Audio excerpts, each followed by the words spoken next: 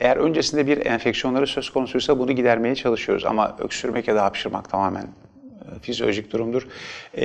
Gebe kalmaları için bir takım ilaçlar verdiğimiz için de bunlar bağırsak hareketlerini hastalarımızın bir parça zorluyor. Hastalar kabız kaldıkları için ıkınmak zorunda kalıyorlar.